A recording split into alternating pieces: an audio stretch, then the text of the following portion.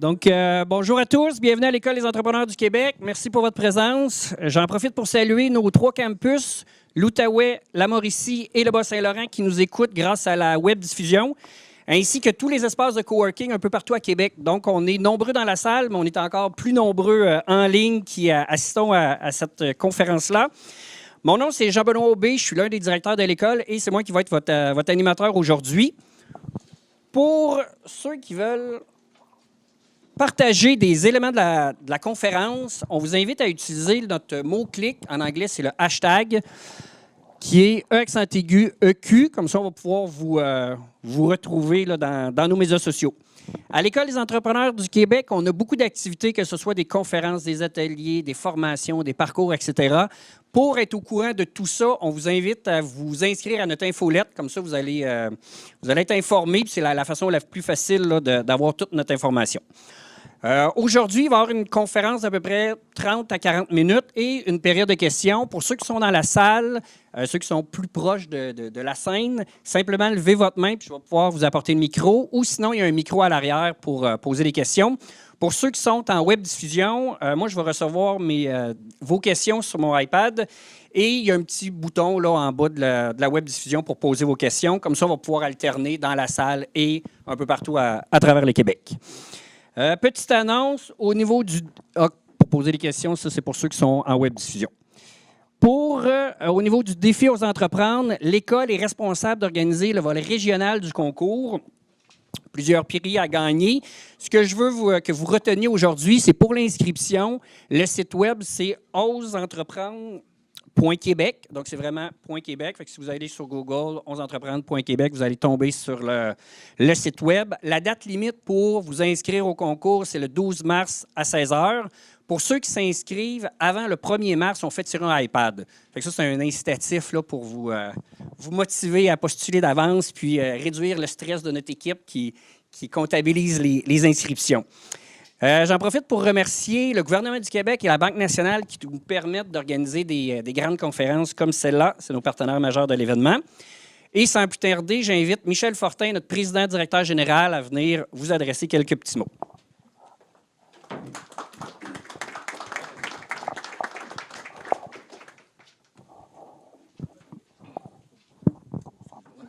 Merci, pas de problème. Bon, merci Jean-Benoît. Bienvenue à tous ici présents et également sur le web. Des salutations spéciales aux gens qui sont dans nos campus en région, mais plus particulièrement celui du Bas-Saint-Laurent, qui sont à leur semaine découverte des activités à l'inauguration de leurs locaux. Comme vous le savez, l'École des entrepreneurs du Québec, par le biais de ses 4 campus, vous appuie dans le développement de vos compétences entrepreneuriales par différentes activités. Aujourd'hui, nous sommes heureux de vous présenter un grand entrepreneur québécois. De 1992 à 2012, il a assuré la direction de RONA à titre de président et chef de la direction. En 1990, il accédait au poste de vice-président exécutif et chef des opérations de RONA, chargé de l'ensemble des opérations de la société après avoir occupé plusieurs fonctions clés, sont celles de vice-président développement. Dès le début de son mandat à la présidence, il a réalisé plusieurs changements opérationnels et structurels. Sous sa gouverne, RONA a connu une croissance soutenue et est devenu le plus important distributeur et détaillant canadien de produits de quincaillerie, de rénovation et de jardinage. Il a, entre autres, développé et introduit de nouveaux concepts de magasins à grande surface pour l'habitation, soit les RONA L'Entrepôt, Home and Garden et RONA Le Régional. Finalement, il est professeur associé à HEC Montréal et enseigne le leadership dans le programme MBA et le management au niveau du bac. Il est également directeur stratégie et pôle entrepreneurial du HEC Montréal. Sans plus tarder, je vous invite à accueillir votre conférencier, M. Robert Dutton.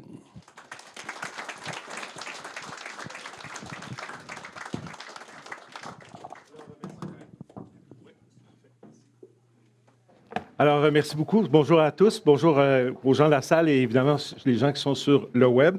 Je suis vraiment très content d'être ici. Je dois vous dire que je n'hésite pas beaucoup quand on me demande de venir parler du leadership parce qu'on m'a demandé de faire une présentation sur un peu ma vision du leadership, le leadership positif.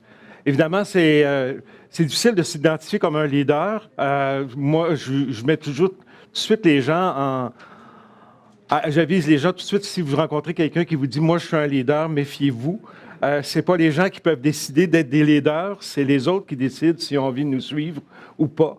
Alors, ça fait une grande différence.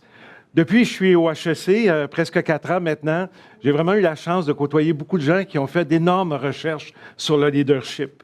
Alors, vraiment, c'est venu me renforcer ma perception, mes connaissances, aussi ma perception de ce que je pensais qui était un véritable leader. J'associe aussi facilement le leadership et l'entrepreneuriat. Pour moi, un entrepreneur, inévitablement, c'est un leader. C'est quelqu'un qui a envie de faire une différence. C'est quelqu'un qui a un projet. C'est quelqu'un qui a un rêve, qui a une passion. Parce que je pense que le leadership, ça commence par un rêve. Un grand rêve, pas un rêve banal, un grand rêve. Évidemment, qui va souvent prendre sa source dans la passion que la personne peut avoir. S'il y a les habiletés et s'il y a la volonté de les communiquer sans cesse, inévitablement, il va y avoir des gens qui vont avoir envie de le suivre. J'ai retrouvé une étude d'un monsieur qui s'appelle Bill George, qui est un professeur à Harvard, à l'université d'Harvard. Ça paraît bien depuis, avant j'étais à Quincaillier, je ne pouvais pas dire ces choses-là. Maintenant, quand je suis à l'université, je peux citer des professeurs d'Harvard, j'adore ça. Alors, un professeur d'Harvard, et c'est vraiment une personne qui m'a vraiment bouleversé lorsque j'ai commencé à lire ses écrits, parce que je ne sais pas si ça vous est déjà arrivé, quelqu'un qui écrive ou qui dise carrément ce que vous avez envie de dire, mais que vous n'aviez pas retrouvé nécessairement les mots pour le faire. Alors, cette personne-là a identifié 5 grands volets du leadership positif, ou ce qu'il a appelé en anglais un authentic leadership. Mais j'aime pas beaucoup cette utilisation-là en français du leadership authentique, mais quand on m'a parlé de la présentation de leadership positif, je trouve que ça se mêle bien, ça. Le leadership positif ou authentique, selon M. George, a 5 éléments les plus importants. Le premier élément, c'est le sens. Le deuxième élément, c'est les valeurs et l'éthique. Le troisième, c'est le cœur. Le quatrième, c'est la capacité d'établir des relations durables. Et le cinquième, c'est l'équilibre. Or, sans avoir vécu chacune de ces aspects-là, avec la même intensité pour chacun, je retrouve ma pensée de ce qu'est le véritable leadership dans ces 5 éléments-là. Et dans mon parcours, je m'aperçois dans mon histoire de vie, ça s'est retrouvé aussi. Je vais essayer de partager ça un peu avec vous. 1, le sens. Ça commence dur, le sens. Quand on parle du sens de la vie, déjà, ça inquiète certaines personnes parce qu'ils ont l'impression que ça a un aspect un peu ésotérique, alors que pour moi, c'est vraiment la base de l'ensemble de mon action. Donc, de trouver à travers son histoire de vie. Moi, quand je rencontre des entrepreneurs, quand je travaille avec des entrepreneurs ou des étudiants même à la maîtrise, quand j'enseigne à la maîtrise, je leur fais inévitablement écrire leur histoire de vie. Je leur fais écrire l'histoire de vie aussi au il, c'est-à-dire que je ne leur demande pas de me dire André, j'ai fait telle chose. Je leur demande de se présenter comme s'il y avait un personnage. Donc, il va choisir un nom, et il va choisir une personne et il va nous présenter cette personne-là. Et il va nous raconter tout son parcours. Quand on raconte son parcours de vie, on fait son parcours de vie, on s'aperçoit qu'il y a des éléments récurrents qui reviennent. Et ça nous aide à définir pourquoi on fait les choses. Moi, dans ma vie, ça a été les éléments les plus importants de ma vie personnelle et professionnelle, c'était cette obsession à répondre à la question qui disait « Pourquoi je fais ça ?» Ça m'a amené, premièrement, à 28 ans, à prendre un recul. J'ai été chez Rona depuis 6 ans. Ma carrière allait relativement rapidement. J'ai été rentré à 22 ans.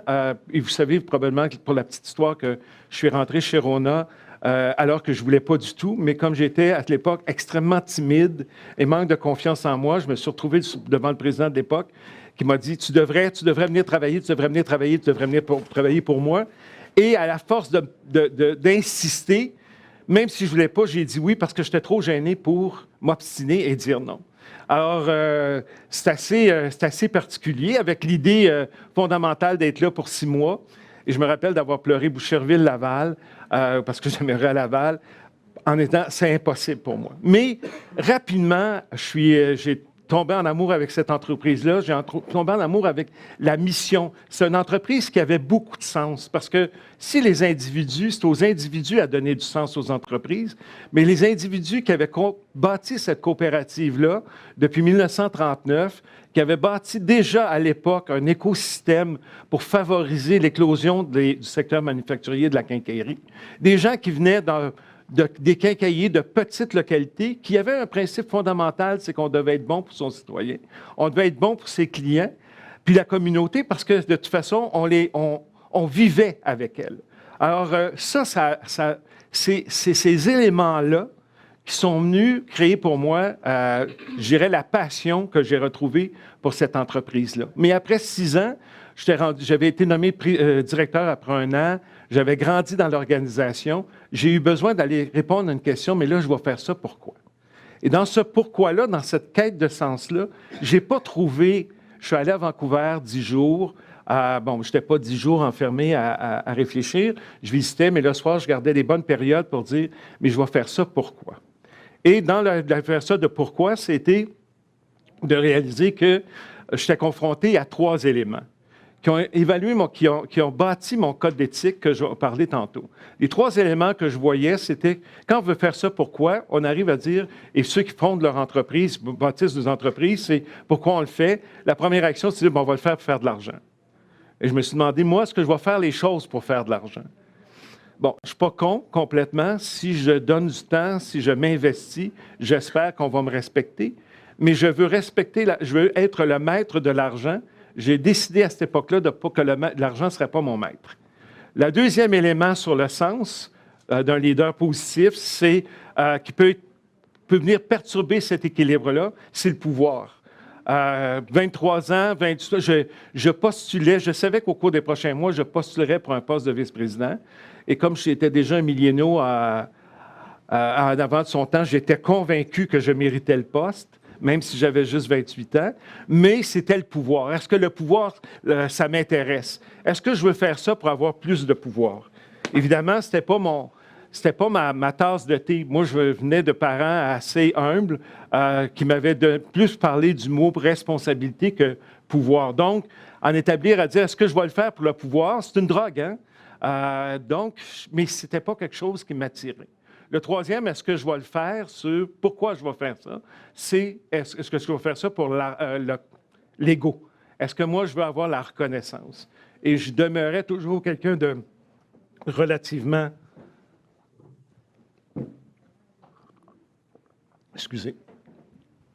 relativement timide, donc je n'étais pas très motivé à essayer de mettre en évidence et à pouvoir aller chercher à nourrir cet ego-là. Donc, j'avais trois éléments. Je ne savais pas pourquoi je voulais le faire, mais je savais que je ne voulais pas le faire pour l'argent, la gloire et le pouvoir. Ça a établi les premiers éléments du sens. Pourquoi je voulais faire ça? La deuxième volet, mais j'avais postulé quand même à avoir, moi je disais, je veux grandir dans l'entreprise, j'avais mes idées, j'avais ma position. Et ça a été relativement rapide. J'ai été nommé, comme tantôt, on le disait à la présentation, j'ai été nommé président d'entreprise à 35 ans, donc ça allait être relativement jeune. Et ça a bien fonctionné. J'ai relevé l'entreprise, on a passé une période difficile. Et je me suis retrouvé à la crise de la quarantaine, où là, j'ai été vraiment confronté à aller chercher la réponse à ce qui est le sens dans ma vie. Et je peux juste vous dire qu'à 42 ans, donc, j'ai pris mon courage à 2 mains. Je suis allé voir le président d'entreprise, le président du conseil d'administration pour leur dire, moi, je ne peux plus continuer à travailler chez Rona parce que j'y trouve plus de sens. Alors, mon président de conseil a relativement bien pris ça, mais je vais vous dire que le conseil d'administration, lui, par exemple, était un peu perturbé. C'est le meilleur mot que je peux trouver. Leur première réaction, c'est « comment tu veux ?» parce qu'ils pensaient que c'était un moyen de négocier une augmentation de salaire. Mais je veux rien, je veux avoir du temps, j'ai besoin d'aller réfléchir sur le sens de la vie. Alors, ça a été un long processus de négociation, puis je le comprends aussi. C'est pas toujours évident d'enlever le président de son poste pour dire qu'il va aller réfléchir, mais j'ai réussi à obtenir 6 mois pour aller réfléchir sur le sens de la vie. Pourquoi je continuerais d'aller travailler chez Rona? avec un questionnement aussi de dire, bon, ben écoute, moi, je pourrais me mettre au bénéfice d'une œuvre. Je peux aller voir à l'époque ma mère Teresa en Inde, puis je vais tout y régler ses problèmes d'enfants abandonnés, parce que moi, j'ai le sens de mobiliser des gens, montrer avancer des gens, puis on va régler ce problème-là. Puis l'entreprise, elle sert à quoi? J'avais toujours l'impression que moi, ce que je servais chez Rona, parce que je servais mes actionnaires qui étaient des marchands, je me disais toujours, moi, je fais des millionnaires. Ça n'a pas de sens de juste faire des millionnaires. Alors, j'ai commencé donc à réfléchir, à me poser la question sur comment cette entreprise-là peut donner du sens à ma vie. Et ce que dans cette réflexion-là, qui a duré 6 mois, donc qui a été assez intense, je suis arrivé à un moment donné à comprendre que l'entreprise était un outil qu'on m'avait donné, que j'avais en main, et que cette entreprise-là pouvait faire une différence dans la vie des gens.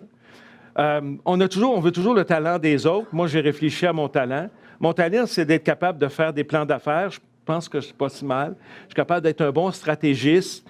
Je suis capable de bien communiquer puis de mobiliser les gens. Donc, comment je vais prendre mon talent, les talents que j'ai? Parce que des fois, on voit toujours le talent, comme je disais, on voit toujours le talent des autres. On rêve tous d'être Sidney Crosby ou être une grande vedette du spectacle et tout ça, mais notre talent est peut-être ailleurs. Prendre notre talent qui est ailleurs et essayer de l'optimiser. Alors, j'ai décidé que j'étais pour prouver, et c'est ça qui a donné du sens à ma vie, c'était pour prouver qu'on pouvait bâtir une grande entreprise. Parce que j'étais un peu mégalomane aussi, j'aime ça, les grandes affaires. Bâtir une grande entreprise, être profitable, mais avoir une éthique irréprochable. Et une éthique qui serait basée sur des valeurs fortes, qui serait véhiculée à l'intérieur de l'entreprise, et qui permettrait de créer une culture où l'entreprise pourrait bénéficier du sens que les gens pouvaient lui donner. Et qu'on peut bâtir une grande entreprise en mettant les personnes au cœur du projet d'entreprise. Alors, et j'ai réfléchi aussi, évidemment, sur mes valeurs personnelles, parce que c'est le deuxième point de Bill George, c'est de dire, une fois que tu as le sens, laissez ça là parce que ça va... Ouais. Je pense que je vais m'organiser avec mon petit papier. Bon, oui, merci. Donc, de réfléchir sur les valeurs et l'éthique. Et les valeurs, j'ai réfléchi à 3 valeurs. Je me suis rendu compte que j'avais 3 valeurs. En regardant mon portrait de ma vie, le parcours, j'avais 3 valeurs fondamentales. 3 valeurs que probablement mes parents m'avaient inspirées parce que je vivais avec eux. Moi, j'ai grandi dans une petite quincaillerie. Je suis presque venu au monde dans une quincaillerie. Donc, évidemment, le premier mot que j'ai appris, c'est le servir. C'est la fameuse phrase, si vous entrez dans une petite quincaillerie ou dans un magasin, tu sais, est-ce que je peux vous aider ou puis-je vous aider ou... Dans certaines régions, ça va être « je peux-tu vous aider ?» mais la formule peut varier, mais l'intention elle demeure toujours la même. On est au service des autres. Et ça, c'était par le magasin. Puis c'était aussi par l'exemple de mon père, qui était un homme très impliqué dans la communauté, qui disait toujours « il faut redonner, il faut redonner ». Donc, ma première valeur, moi, je suis au service. Ça a tout orienté ma façon de voir ma vie. Ça a orienté aussi ma façon, encore aujourd'hui, à 63 ans, j'allais dire presque 64, mais on va garder presque 63 ans, cette façon-là de voir mes engagements professionnels et personnels. La deuxième valeur, c'est la solidarité. Quand on a une petite famille, que l'unité économique, s'il y a des jeunes entreprises ici, avec leur famille ou leur conjoint, ils travaillent, la famille devient l'unité de production économique. Donc, il faut apprendre à vivre ensemble. L'école était en face du magasin, donc il fallait arriver. On finissait l'école, on s'en venait au magasin, on était avec les parents. On se tournait le soir avec les parents. Donc, il faut apprendre à vivre ensemble. Puis aussi, on apprend à dire, bon, ben écoute, le magasin, quand ça allait bien, on était au courant de ça, on participait. Donc, on devenait très solidaire de la famille, puis aussi du rôle économique qu'avait joué cette famille-là. La troisième valeur, c'est une valeur qui vient de ma mère. Il y a des gens qui ont des cheveux gris un peu, de la même couleur, qui s'éteignent de la même couleur que moi. Ma mère, elle disait le devoir d'État. Il faut faire notre devoir d'État. Le devoir d'État, c'est le sens des responsabilités. Être une personne responsable. Donc, ce qu'on a à faire, il faut le faire avec diligence, il faut le faire très bien, il faut que les gens soient contents. Alors, donc, le sens des responsabilités. Alors, j'ai un sens.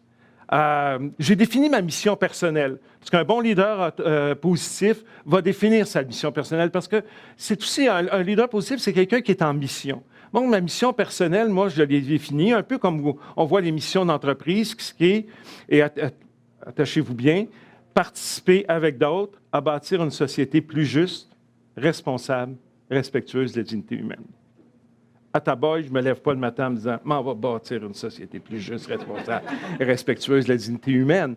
Mais dans ma façon de prendre mes décisions, dans ma façon de voir mes engagements, cette dimension-là reste présente. Et je vous ferai remarquer que je n'ai pas dit « je veux bâtir une société plus juste », je veux participer avec d'autres. Donc, participer à d'autres, avec des gens qui ont des projets, puis le projet auquel vous participez, auquel on a ici aujourd'hui, je suis très impressionné, et il y en a d'autres. Donc, ces projets-là doivent en arriver à dire on va former des personnes, on va former des organisations, on va avoir un impact qui va permettre de rendre la société plus juste, responsable et respectueuse de la dignité humaine. Alors, ça, c'est la grande mission que j'ai, avec les 3 valeurs, c'est encore le service, la solidarité et le sens des responsabilités. Ça, c'est les caractéristiques dont je pense. Et si on regarde, parce que j'ai travaillé longtemps au HEC, il a pris sa retraite, mais avec Laurent Lapierre, qui est un professeur à Montréal. Laurent Lapierre a, pendant 45 ans, récolté des histoires de leadership dans tous les secteurs de l'activité. Donc, je sais que ce que je vous partage aujourd'hui, c'est aussi scientifiquement appuyé. Donc, je pense que s'il y a quelqu'un qui veut avoir un impact, il ne peut pas quelqu'un qui va dire « moi, je vais être un leader ». Dites-vous, si quelqu'un va avoir un impact, si quelqu'un veut faire une différence, il doit identifier le sens de sa vie. Il doit identifier aussi ses valeurs fondamentales et s'assurer qu'on reconnaît les grands leaders à l'éthique qu'ils ont. Évidemment, il y a beaucoup. Je m'objecte, on m'a offert d'enseigner le cours de leadership aux gens du bac et j'ai refusé parce qu'il fallait enseigner les mauvais exemples. Et c'était pour moi anti-productif de dire attends, moi, mais des mauvais exemples où ça on peut être inspiré. Je suis absolument contre ça. Alors, on les a, mauvais exemples. On a juste regardé la télévision tous les soirs. On n'a pas besoin de. Alors, si on arrive à faire ces 3 éléments-là, le sens, les valeurs et l'éthique, on aide une personne à se mettre sur le chemin d'un leadership qui soit positif et authentique. Le 3e volet, c'est le cœur. Les grands leaders savent que la seule façon de mobiliser, pas la seule, mais la meilleure façon de mobiliser les personnes, c'est de s'adresser à leur cœur, à leurs émotions, autant qu'à leur tête. Évidemment, comme chef d'entreprise, on a des plans. Un chef d'entreprise va avoir un bon chef d'entreprise, pour moi, il y a un rêve qu'il veut réaliser, un grand rêve. Il va le réaliser, mais il va dire, on va faire un plan. Ça va peut-être près de 10 ans à réaliser mon rêve, mais il a un plan pour les 3 prochaines années. Donc, c'est quoi le plan pour les 3 prochaines années? Ça va être ça. Puis, on va le décliner en objectif annuel, puis on va le décliner en priorité mensuelle. Mais une fois qu'on a ce plan-là, le plus grand défi qu'on peut avoir, c'est de mobiliser nos gens à la réalisation du plan. C'est l'aspect que les gens ont le plus de difficultés. Un jour, je donnais une conférence à des financiers dans une grande salle de banque à Montréal. Et je n'aimerais pas parce que c'est votre commanditaire. Et dans cette grande salle-là, j'ai expliqué pourquoi ils devraient investir dans RONA pour qu'on puisse faire notre projet de développement à travers le Canada. Et lorsque j'ai fini de faire ma présentation, j'ai entendu un banquier se pencher à l'oreille de son collègue, puis il a dit « toute cette passion-là pour vendre des clous ». Alors, j'ai senti un peu de cynisme dans cette phrase-là, mais ça m'a beaucoup bouleversé parce que je me suis en allé chez moi le soir, puis je me disais, mais j'ai pas la passion des clous. Est-ce que moi, je me réveille la nuit, les clous? Est-ce que je me réveille la nuit et dire, oh, un beau magasin, c'est tellement intéressant. Est-ce que c'était les systèmes de logistique, les systèmes de... Qu'est-ce qui était ma passion? Et j'ai découvert que ma passion, c'était les personnes. Les personnes qui vendent des clous, évidemment les personnes qui en achètent, les personnes qui en fabriquent. Mais moi, ce qui me motive, ce qui m'allume le plus, c'est la rencontre avec les gens. Et d'être capable de m'adresser à eux avec toute l'authenticité que j'ai, avec ma vulnérabilité, parce que j'ai décidé d'être une personne authentique. Quand on est authentique, on est aussi vulnérable. Donc, de l'exposer et savoir que parfois, ça peut avoir des risques, mais d'avoir cette authenticité-là pour que les gens puissent comprendre, mieux comprendre ce que j'attends d'eux et ce que j'attends d'eux, puis aussi ce qu'eux peuvent attendre de moi.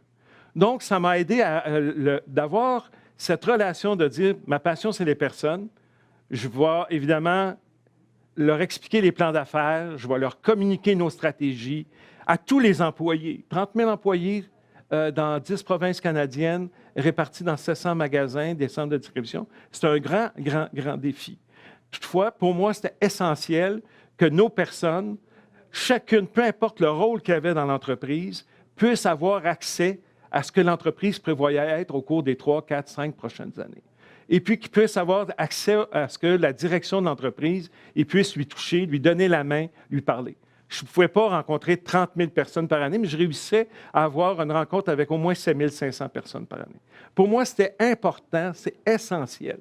Quand j'enseigne au MBA, entre vous et moi, ça me fait toujours rire, surtout le MBA exécutif. Ils ont 42 ans d'âge moyen, ils sont déjà dans des postes.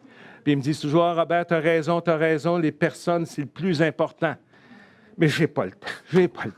Alors, si on n'a pas le temps de s'occuper de notre monde, c'est parce que ce n'est pas important. Quand on arrive à toucher les gens, quand on arrive à les faire... C'est comme ce que je répète depuis le début. L'entreprise ne doit pas donner un sens à la vie des gens. Quand l'entreprise donne un sens à la vie des gens, on fait des workaholics. C'est une maladie mentale. Il faut s'assurer que les gens, quand on les reconnaît, quand ils comprennent quelle est la contribution qu'ils ont au projet de l'entreprise, au plan, à la réalisation des objectifs, ils vont nous donner d'eux-mêmes. L'entreprise a une raison d'être qui est d'être efficace. Les entreprises existent uniquement pour être efficaces, sinon on sera encore à l'époque du troc. Le plus important, c'est la façon d'être. Les niveaux d'éthique, de valeur, de cœur, de mobilisation du personnel, ça vient dans la dimension de façon d'être dans une entreprise. Et la façon d'être dans l'entreprise, ça se transmet que par une façon. Ça se transmet d'abord par la tête, par ceux et celles qui la dirigent. Dans mon cas, par moi qui étais le président. Et ça se transmet par des mots, si c'est absolument nécessaire, mais ça doit aussi plutôt se transmettre par l'exemple qu'on veut bien donner. Quand tantôt on a parlé des valeurs, moi, des fois, quand je veux rire, je vais sur des sites, je regarde les valeurs d'entreprise. Tu sais, ça me fait sourire. Tu sais. Mais chez nous, je ne voulais jamais que les valeurs, si je veux toucher au cœur des employés, si je veux les mobiliser, il faut que les valeurs ne soient pas des mots, il faut que ce soit des actions. Donc, chaque année, à chacun de nos 30 000 employés, une discussion sur les valeurs. Donc, pour leur montrer comment les transmettre, comment c'était important pour nous. Donc, ça ne veut pas dire les évaluer. Ah, toi, as-tu 4 sur 5 sur cette valeur-là, 2 sur 5 sur cette valeur-là? Non. C'était de les amener à nous donner de l'information sur les valeurs, nous donner de l'information sur est-ce qu'ils l'avaient vécu. Est-ce qu'ils avaient vu dans un moment donné dans l'année des éléments qui illustraient cette valeur-là, pour ramasser le plus d'informations possible, de façon à ce qu'on puisse, après ça, les valoriser, les mettre en évidence et vous dire, les valeurs, c'est vrai. 87 % des employés de chez Rona, au dernier indice de mobilisation qui a eu lieu avant mon départ, 87 % des employés disaient que sa principale source de mobilisation pour être un employé chez Rona, c'était le fait que les valeurs, les actions et les décisions étaient en ligne avec les valeurs que Rona avait affichées partout dans l'entreprise. Ça, c'est un élément où on va aller chercher la mobilisation de notre personnel. Quatrième aspect du leadership positif, c'est des relations durables. Donc, d'être capable d'établir avec des gens. Et là, ce n'est pas uniquement avec nos employés, c'est avec nos partenaires, avec nos clients, des relations qui soient faites sur la franchise, sur l'honnêteté et sur l'éthique. Ça nous permet donc d'établir des relations qui vont avoir dans le sens de durable. Ça veut dire que des relations qui vont être encore là vraies et authentiques. Le dernier point, parce que je vois le temps filer, le dernier point, c'est l'équilibre. J'ai un peu de difficulté à vous en parler, honnêtement. Et je dis toujours, moi, je ne donne pas le cours d'équilibre de vie à HEC. Je suis à peu près le plus mauvais exemple. Par contre, j'ai fait ce que j'aimais beaucoup. Je l'ai fait passionnément. Ça a fait que j'ai évidemment évité ou laissé de côté certains éléments de ma vie personnelle, d'avoir ne serait-ce qu'une vie personnelle, une vie familiale. J'étais pourtant quelqu'un qui, lorsqu'il était jeune, rêvait d'avoir une famille, un peu le modèle traditionnel. Je venais d'une famille de ce type-là. C'est ce que je voyais autour de moi. Par contre, j'ai décidé de mettre toute mon énergie à réaliser la mission de l'entreprise et à réaliser aussi ma mission personnelle. C'est des choses qu'aussi j'ai remis en question lorsque j'ai fait mon bilan à Vancouver à 28 ans, lorsque j'ai pris mon congé sabbatique à 42 ans pendant 6 mois. Mais je me suis toujours plus senti interpellé à réaliser ma mission d'entreprise et à réaliser ma mission personnelle qu'à travailler à avoir une famille. Aussi, souvent, je dis, j'ai beaucoup aimé une femme de ne pas l'avoir connue. Parce que probablement j'aurais été un très mauvais conjoint et probablement un père très absent. Je ne suis pas certain que ça fait toujours des familles heureuses. Je ne juge pas, j'ai fait ce que je veux. Mais je sais et j'encourage, autant quand j'enseigne avec des étudiants, c'est curieux parce que mes jeunes étudiants au bac, parce que j'ai décidé d'enseigner au bac en première année, ils ont 19 ans. Et je suis fou de ça. Puis ils me demandent ça, est-ce qu'on devrait se marier? J'ai dit oui, mariez-vous, allez, puis essayez d'avoir des enfants aussi, parce que quand on n'a pas d'enfants, on a 2 peines. La journée où on va réaliser qu'on n'a pas d'enfants, puis plus tard, tu vas réaliser que tu n'auras pas de petits-enfants. Alors, comme moi, j'arrive souvent chez mes amis, ils sont par terre avec un petit camion, puis ils ont des comportements un peu bizarres, mais ils ont l'air tellement heureux, je me dis, ça doit quand même avoir une certaine valeur. Donc, d'avoir cet équilibre-là de vie, de ne pas oublier sa santé, pas oublier sa santé physique et mentale. La pression est grande chez les entrepreneurs. Les études sont de plus en plus évidentes, qu'il y a beaucoup de pression. Et comme leader aussi, il y a beaucoup de pression. Moi, j'ai dirigé une entreprise dont les actions étaient cotées à la bourse, se transigeaient à la bourse. La pression des trimestres et 3 mois, je peux vous dire, ça vient très rapidement. Les résultats à court terme, ça met beaucoup de pression sur la santé. Puis santé physique et mentale, je ne le cache pas. Alors, je pense que notre défi qu'on a, si on veut être je dirais un leader positif, mais généreux, d'être capable de redonner. Puis la générosité, c'est la vraie. Moi, la vraie générosité, ce n'est pas celle de l'argent. Évidemment, il faut redonner aux gens, il faut avoir payer les gens convenablement, tout ça, mais la vraie générosité pour moi d'un leader ou d'un très bon gestionnaire, c'est avoir cette générosité-là de ce qu'on a à donner aux autres. Alors, c'est en résumé, rapidement, les 5 éléments pour moi qu'on doit réfléchir lorsqu'on se confronte ou lorsqu'on souhaite être je dirais juste seulement une meilleure personne qui va avoir un impact. Moi, ce que je souhaite, j'enseigne parce que je souhaite encourager des gens à avoir de l'impact. Je suis ici parce que j'espère que ça va encourager des gens de savoir qu'il y avait un petit gars à 22 ans, il pense qu'il ne ferait rien dans la vie. Puis il s'est mis des normes, il s'est mis un sens, il a travaillé sur ses valeurs, puis il a cru à un projet qui était plus grand que lui, puis il a mobilisé des gens à le faire autour de lui, que ça fait une vie qui est bien remplie et qui nous donne l'impression qu'on a fait notre différence. Je pense que, et dans les entreprises, honnêtement, les leaders et les gestionnaires qui ont ce positivisme-là, qui ont cette authenticité-là, ça permet de bâtir des entreprises qui ont, comme disait le philosophe Bergson, un supplément d'âme. Et ça, je pense que les entreprises et la société en ont grandement besoin. Merci beaucoup.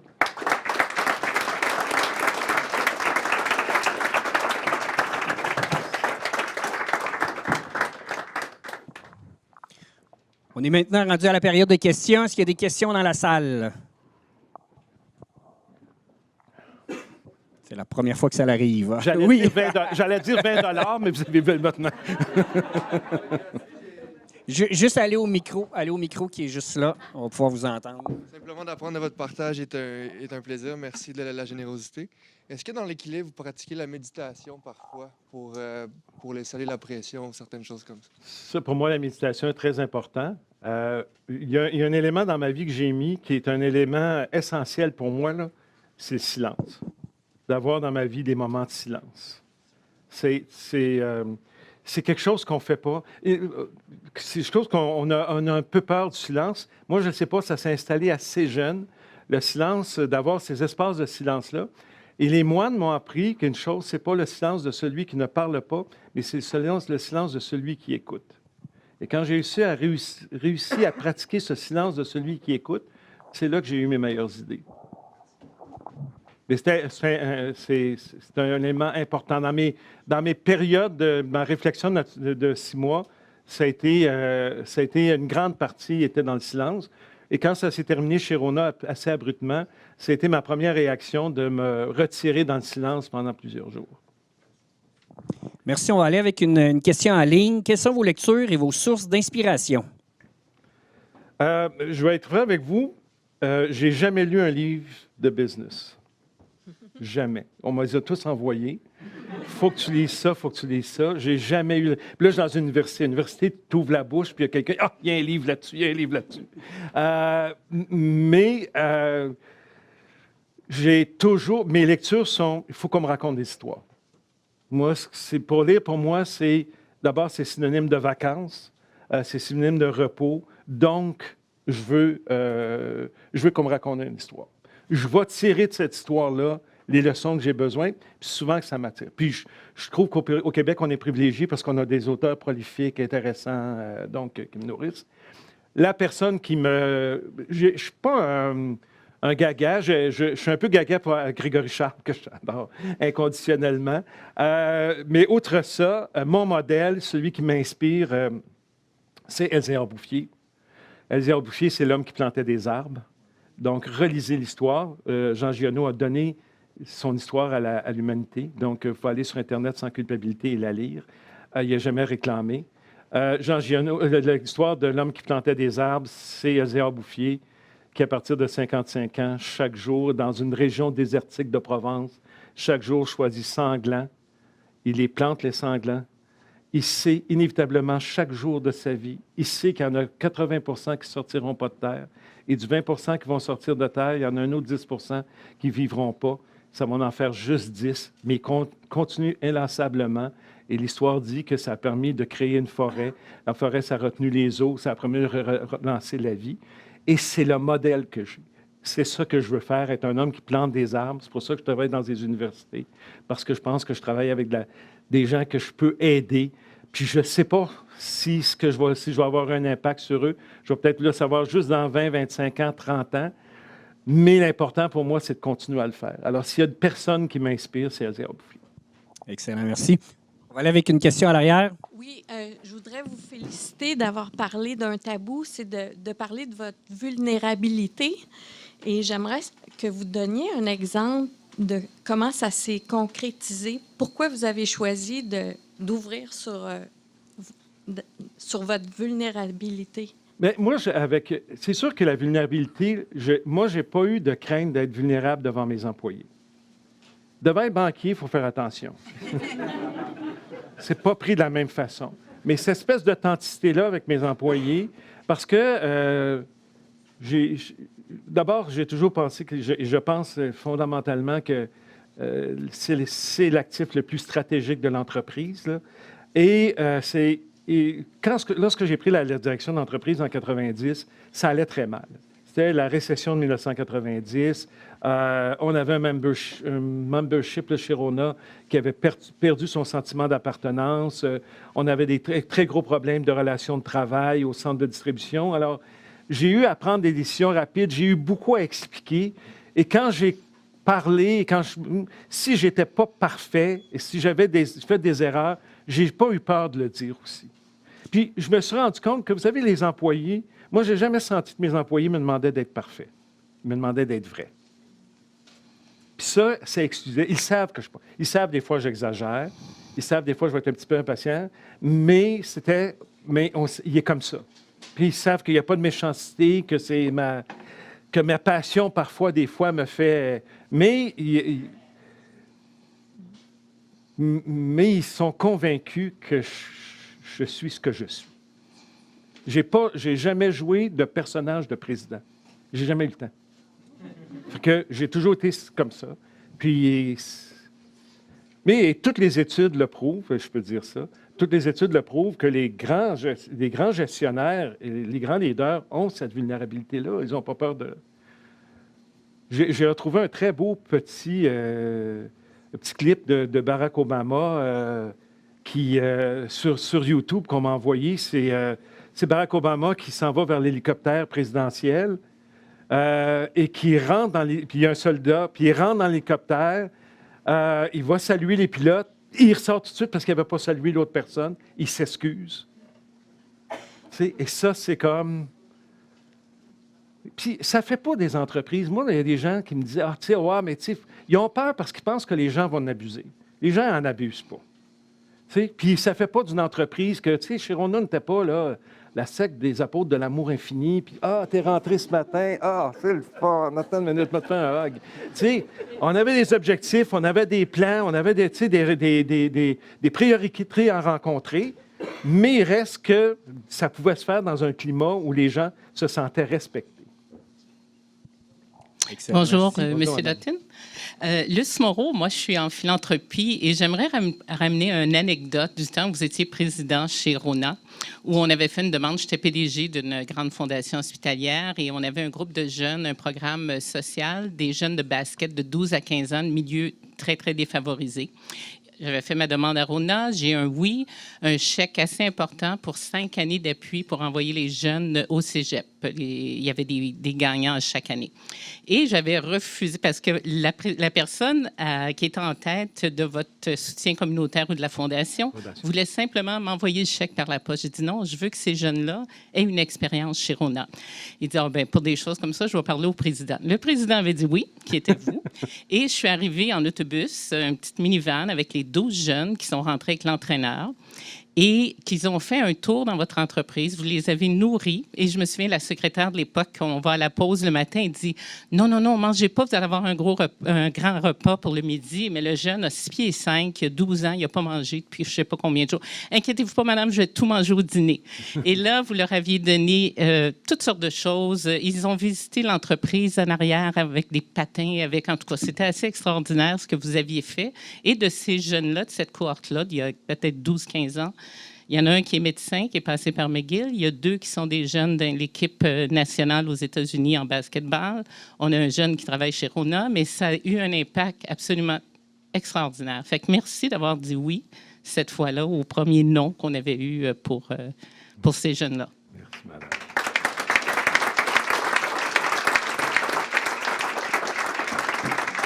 Merci de partager ça. Ça me touche beaucoup parce que ça me dit, j'ai pas tout perdu mon temps tout le temps. Mais c'est vraiment, tu sais, l'avantage que j'ai aimé chez Rona, c'est qu'on pouvait changer le monde. Tu sais, c'est la décision de la Fondation. Puis quand je suis parti, 2 jours après mon départ, la première chose qu'ils ont faite, ils ont fermé la Fondation. Ouais. Les financiers ont fermé la Fondation. Ouais. C'est pas aux entreprises à donner de l'argent alors qu'on faisait un tournoi de golf, on ramassait 500 000 $ qu'on redistribuait. Ça, c'est terrible. Mais aussi d'autres décisions qu'on pouvait prendre, notamment au plan du développement durable, de l'environnement. On a pris des décisions qui ont vraiment eu de l'impact. Mais d'avoir de l'impact sur des personnes, comme vous me dites là, wow. Ouais. J'espère que les médecins travaillent à l'urgence. Ils vont se rappeler de moi. Good. On va juste aller avec une question en ligne. Après ça va être avec vous. Quel conseil donneriez-vous à un entrepreneur qui démarre? Wow, c'est large. Je pense que c'est de bien peaufiner son plan d'affaires. Puis je vais revenir sur la réflexion. Parce que ce que je reproche aux entrepreneurs, parce que j'ai vécu avec 350 entrepreneurs toute ma vie, j'ai été à l'école d'entrepreneurship, je suis toujours entouré d'entrepreneurs, on pense que la réflexion, c'est de perdre de temps. Je pense que ce qui est important pour un entrepreneur, le temps, c'est de l'investissement que de prendre le temps de réfléchir, de faire un bon plan, de réfléchir. Excusez-moi. Bien réfléchir son modèle d'affaires. Okay? Puis être capable de trouver, bien comprendre l'environnement dans lequel son entreprise va s'inscrire, son industrie, les enjeux stratégiques. Tu sais, il faut que ça soit... Parce qu'on a toujours l'impression qu'un entrepreneur, c'est quelqu'un qui a eu une bonne idée. Ça part souvent d'une très, très bonne idée. Mais il faut qu'après ça, cette idée-là soit réfléchie. Puis, moi, chez Rona, puis il faut savoir s'entourer. C'est un jeune entrepreneur. tu es très passionné, tout ça, assure-toi d'avoir des gens autour de toi qui sont plus cartésiens, rationnels. Tu sais, moi, j'avais beaucoup de cartésiens rationnels parce que c'est sûr que je peux générer 12 000 idées par jour, puis ça ne veut pas dire qu'elles sont très bonnes. Donc, l'entrepreneur, moi, j'ai attends une seconde. Il faut qu'il soit capable de réfléchir, faire un plan, puis suivre après ça son plan.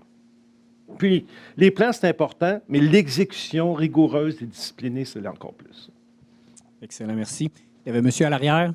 Oui, merci beaucoup. Vous êtes un entrepreneur humain et j'apprécie ça. Vous avez parlé, vous avez mentionné tantôt, tout de suite après votre départ, on a fermé la fondation. Et ça doit être par des raisons financières. Donc, moi, j'aimerais savoir, je sais qu'il y a des magasins qui ont fermé après votre départ. J'aimerais savoir, est-ce que vous avez un truc par rapport à la financiarisation, les actionnaires qui veulent tout rapidement, au plus grand rendement? Comment on fait pour garder une entreprise humaine tout en même temps qu'elle soit performante? Je pense qu'on peut garder une entreprise. Moi, je crois qu'on a bâti une grande entreprise chez nous avec un groupe de femmes et d'hommes dévoués, bien engagés. On a bâti une grande entreprise. Une entreprise qui faisait plus de 5 milliards de chiffre d'affaires au détail, 2,5 milliards d'actifs. Il a accumulé 1,3 milliard et on était une entreprise humaine. Toutefois, cette dimension-là n'a pas d'importance pour les actionnaire.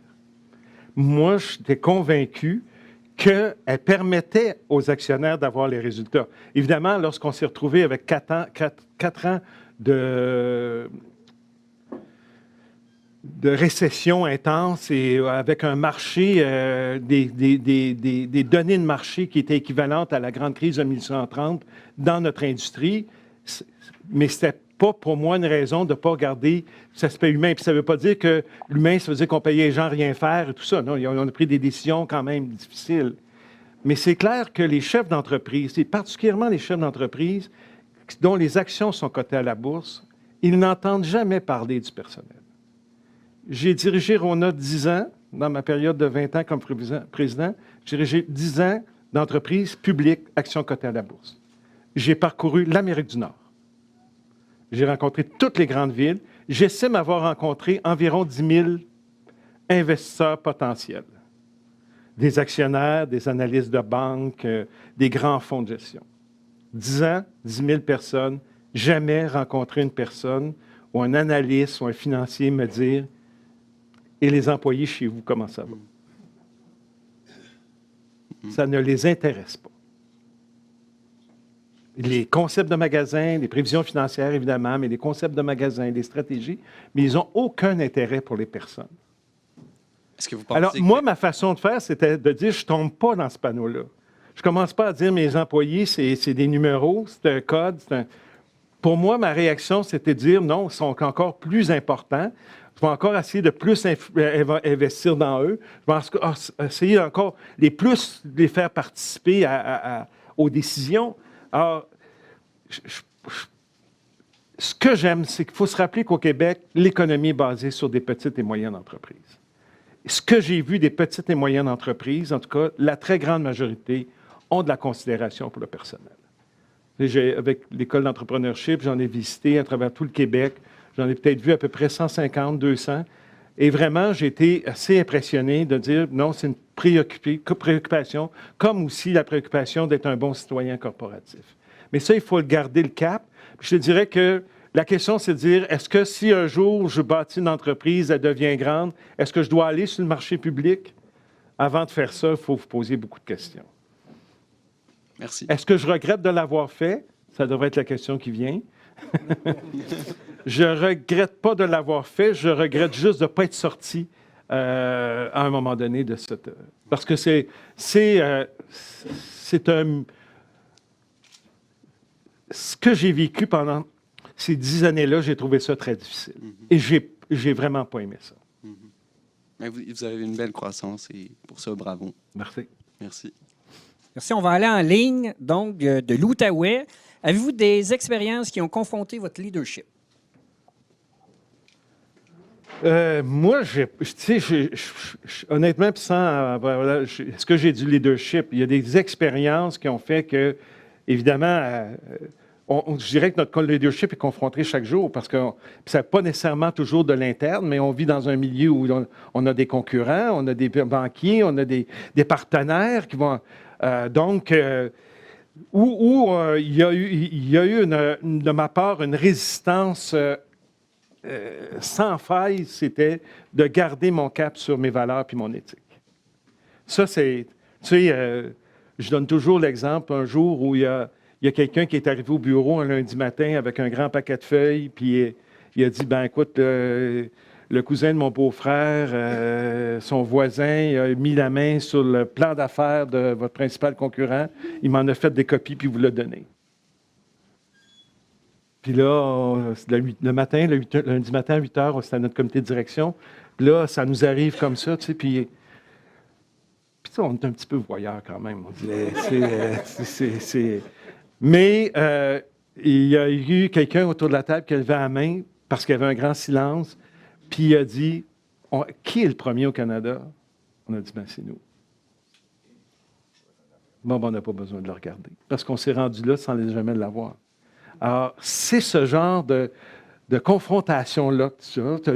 Les grandes chaînes américaines qui viennent s'installer, puis on le voit là, avec le président qu'ils ont choisi, tu sais, les normes d'éthique, c'est pas la même chose. Tu sais, moi, quand je suis rentré il y a 40 ans chez Rona, tu sais, juste le vocabulaire, c'est un vocabulaire sportif. Tu sais, on avait un compétiteur, puis on avait un plan de match, puis après ça, c'est devenu, tu sais, guerrier, là, tu sais, des stratégies, on avait des troupes, on avait, tu sais, un plan de guerre. Mais aujourd'hui, c'est le sport extrême. Là, tout est permis. Donc, évidemment, quand tu veux garder tes valeurs, quand tu dis, moi, non, mon éthique, c'est très important, il y a des fois que tu es confronté à ça. Excellent. Question de la Mauricie.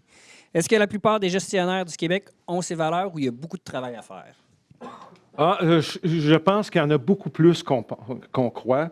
C'est pas valorisé. Je disais à M. le Président tantôt, moi, il y a quelques années, j'ai offert un projet pour mettre ça en valeur parce que quand je commençais à parcourir le Québec et à visiter des entreprises, j'étais comme impressionné de voir le nombre d'entreprises qui faisaient des choses puis que ça passait sous le radar parce que c'est des petites et moyennes entreprises. Puis le projet a été refusé parce qu'ils disaient c'est un projet de publicité. Bien, GE aussi, c'est un projet de publicité. Tu sais. Et il y a d'autres gens qui font ou de la facture, mais il y a d'autres gens qui font des bonnes choses qui seraient importantes. Il y a beaucoup plus de gens qu'on le pense, mais ce n'est pas connu. C'est pour ça qu'il faut entre vous, quand on est des entrepreneurs, moi, j'aime beaucoup les regroupements d'entrepreneurs. Il y a le regroupement des chefs d'entreprise au Québec qui fait un travail exceptionnel. Mettez-vous avec des regroupements avec ça peut être juste 3, 4, 5 personnes qui ont les mêmes valeurs que vous, les mêmes défis, puis partagez vos façons de faire, puis essayez de les faire connaître. Mais il y a plus de gens qu'on pense. Là. C'est pas... Excellent, merci. On va aller avec une question dans la salle. Oui. Bonjour et félicitations. Merci pour votre transparence et félicitations pour le parcours. Moi, je suis immigré français au Québec. Ça fait 6 ans que je suis là. Je suis depuis 2 ans en création d'entreprise, e-commerce sur Internet, vente de détail. Je suis loin de ma famille. Je n'ai pas souvent de soutien. Je n'ai pas non plus, on va dire, une gang malade mentale ici, là. Ce serait quoi le conseil qu'il pourrait donner à une personne comme ça si vous êtes déjà, toutefois, ça vous est arrivé dans votre vie, là? Vous êtes tout seul, face à votre rêve, mais l'autre personne te trust. Ou te trust, mais ils sont comme pas jaloux, mais tu sens qu'il y a comme une gang weird là, qui se passe. Là. Moi, dans ma tête, je suis un peu mêlé. Puis en plus de ça, je n'ai pas énormément de temps à me consacrer sur la réflexion puisque je travaille à côté, là. Une job physique, tout ça, ça me prend beaucoup de temps, beaucoup d'énergie. Fait que, tu sais, c'était comme... Je suis un peu brûlé avec toute cette affaire-là. Là. S'il y avait un conseil... je vais revenir à ce que je viens de parler tantôt sur d'avoir un réseau. Ouais. Moi, je dis jamais que j'ai fait des erreurs, je suis bien trop orgueilleux, mais je dis, s'il y avait des choses à faire différemment, je ferais différemment. Je n'avais pas de réseau. Et ça m'a beaucoup... Je réalise aujourd'hui l'importance d'avoir un réseau. Le chef d'entreprise, il est seul. Ça, c'est clair. C'est une solitude totale et souvent, il n'y a pas beaucoup de gens à qui on peut en parler. Alors, d'avoir un groupe, écoute, commence à 2, 3 personnes avec lesquelles vous allez vous voir une fois par mois, un lunch ensemble, dans l'informel, dans le partage, des gens qui, comme je disais tantôt, qui partagent les mêmes valeurs que toi, qui sont au même stade d'entreprise de toi, qu'est-ce qu'ils vivent. Pour moi, là, c'est essentiel. On le voit de toute façon, le succès des incubateurs, des accélérateurs, c'est, à mon avis, une des raisons, c'est de créer cette communauté-là. Tu es de la génération des communautés aussi. Ouais. Alors, il faut que tu aies des gens autour de toi. Puis que de vivre la jalousie, je t'avertis, c'est part of the game. Mais moi, j'ai toujours resté les yeux bien branchés sur qu'est-ce que je voulais faire. Puis oui, il y a eu des gens bêtes, oui, il y a eu de la jalousie. J'ai été dans mes directeurs 23 ans, ça n'a pas fait l'affaire à beaucoup de gens. 28 ans comme président, vice-président, président 35 ans, tout ça. Mais ça m'affectait parfois, les remarques, des gestes, des comportements qu'il y a eu. Mais après ça, je me ramenais tout le temps le soir sur dire, mon plan est ça, c'est ça que je veux réaliser, c'est bon. C'est pas pour de l'argent, c'est pas pour du pouvoir, c'est pour de la gloire. C'est parce que je veux faire une différence, parce que je veux créer de l'emploi au Québec, parce que je veux prouver qu'on peut. Ça m'a toujours permis de me relever. Et si j'avais un petit groupe, regroupement des chefs d'affaires, des chefs d'entreprise au Québec, c'est un groupe de Drummondville, ils font un travail impeccable. Je te dis ça pour ça. D'accord, merci. Bienvenue. Merci. On va y aller avec une dernière question qui nous provient du Bas-Saint-Laurent. Dans ce contexte d'une économie basée sur les petites et moyennes entreprises, comment travailler en décroissance tout en ayant des idées de grandeur? Sur quoi capitaliser dans son entreprise en vue de sa pérennité dans ce contexte? Wow! Bonne chance. Oui, c'est ça.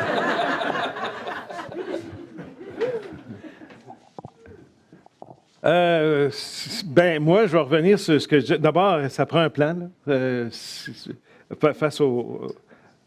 Pour moi, j'ai toujours marché avec des plans et des objectifs. Même dans ma vie personnelle, j'ai toujours des plans et des objectifs. D'avoir un plan. Mais moi, je pense que sur les plans, comme je disais tantôt, puis je veux revenir parce que on parle beaucoup de plans, mais on ne parle jamais de la qualité de l'exécution. Alors, la qualité de l'exécution, puis il y a deux mots qui me reviennent, que je répète tout le temps, c'est discipline et rigueur. Et souvent, on passe là-dessus, on a une espèce de pensée magique. On pense que parce qu'on l'a dit, que les gens l'ont compris. Parce que en entreprise, les entrepreneurs, on est comme ça, hein? Puis les boss aussi. Hein? On l'a dit, on pense que tout le monde a compris. Il faut juste le répéter, puis le répéter, puis le répéter, puis faire le suivi, puis mettre des espaces de post-mortem. Qu'est-ce qui s'est passé? Puis là, les gens, c'est pas d'un out of office là, pendant 3 jours. Là. C'est ce qui s'est passé telle affaire, qu'est-ce qu'on a appris, c'est quoi les leçons qu'on retient. OK, qu'est-ce qu'on va faire? Qu'est-ce qui est un go pour la prochaine fois? Qu'est-ce qui est un no-go? Ça, on ne le fera pas. C'est d'être très près de cette rigueur-là, cette discipline. Excellent, merci beaucoup. Il est déjà 1h, donc on a des sondages d'appréciation qu'on aimerait que vous remplissiez. Pour ceux qui sont en salle, ils étaient sur vos chaises. Pour ceux qui sont en web diffusion, il y a un petit bouton là, que vous pouvez cliquer pour remplir. Pour ceux qui vont les remplir, on va faire un tirage. Donc, en web diffusion, on va faire un tirage puis on va annoncer les gagnants dans les 24 heures. Ça va être des livres dédicacés de M. Dutton et des certificats cadeaux. Pour ceux qui sont en salle, on va vous remettre un coupon suite à... Excellent. Suite à... quand vous allez nous remettre votre sondage. Dans 5 minutes, on va faire le tirage là, pour les livres et le certificat cadeau. Sur ça, je remercie M. Dutton d'avoir accepté notre invitation. Merci à vous d'avoir été présent. Bonne fin de journée.